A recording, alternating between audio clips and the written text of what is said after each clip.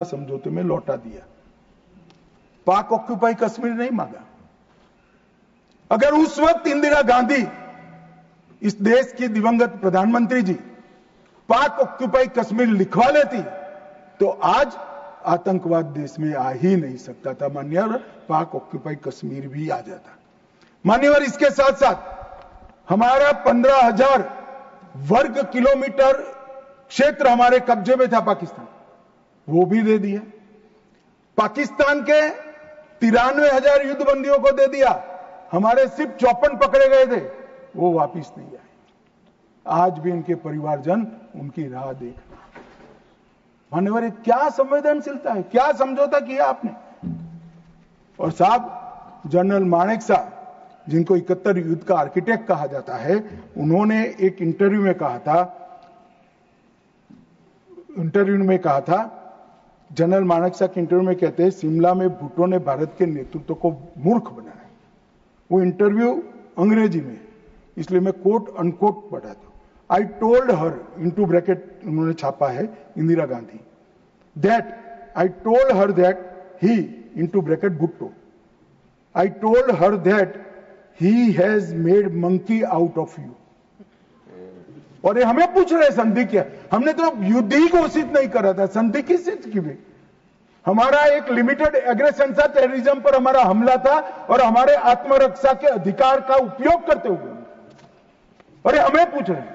चिंता मत करो राहुल गांधी, पाक ऑक्यूपाई कश्मीर की चिंता है ना, भारतीय जनता पार्टी ही ला देगी पाक ऑक्यूपाई। आप नहीं ला पाए, कांग्रेस पार्टी नहीं ला पाई, हमें लाए। और मान्यवर, पाक ऑक्यूपाई कश्मीर छोड़िए, पाकिस्तान की रचना ही कांग्रेस पार्टी ने की थी। मैं कम से कम इतना तो जिम्मेदारी के साथ कह सकता, मैं उस वक्त निर्णायक स्थिति में होता तो भारत माता के टुकड़े कभी सिग्नेचर नहीं करता। उम्र हो गई थी, जल्दी थी, प्रधानमंत्री बनना था, देश के टुकड़े टुकड़े कर दिए। आज तक देश पछता रहा है। मान्यवर, आतंकवाद के मुद्दों पर अंतर्राष्ट्रीय मंचों में हमारी देश की फजीहत कर दी। मुंबई अटैक के बाद शर्म अल शेख सम्मेलन हुआ, जिसको पूरी दुनिया की डिप्लोमेसी में बलूचिस्तान ब्लंडर के नाम से जानते हैं। उसमें प्रस्ताव किया कि दोनों देश आतंकवाद के शिकार हैं। अब भला दुनिया में कोई पाकिस्तान को आतंकवाद का शिकार कह सकता है क्या? लोग हमारे मरे हैं, जवान हमारे मरे हैं, और आपने उनको पाकिस्तान को सर्टिफिकेट दे दिया मान्यवर। और भारत पाकिस्तान के आधिकारिक बयान में भी बलूचिस्तान का जिक्र किया। इनका आंतरिक मामला था मान्यवर, हमारा कोई लेन देन नहीं है। बलूचिस्तान में जो घटनाएं हो रही, मनमोहन सिंह स्वीकार कर आए, और उसके बाद में उन्होंने कहा कि टेरर की घटना और वार्ता, उसके बीच में कोई रिलेशनशिप नहीं। भगवान भला करे, देश की जनता का नरेंद्र मोदी को प्रधानमंत्री बनाया, वो चीज को नरेंद्र मोदी ने समाप्त कर दी।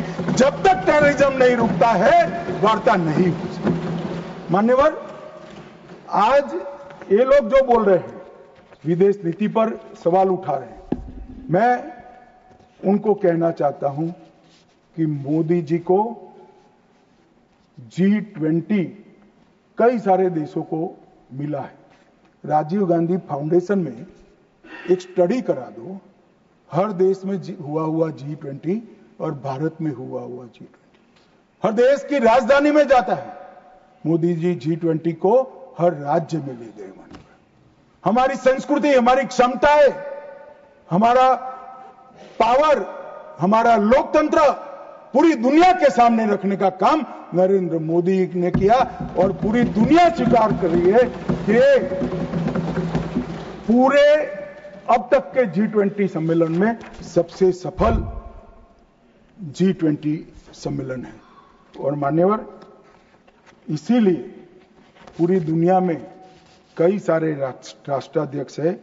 मान्यवर, किसी भी देश के राष्ट्राध्यक्ष को 27 देशों का सर्वोच्च नागरिक सम्मान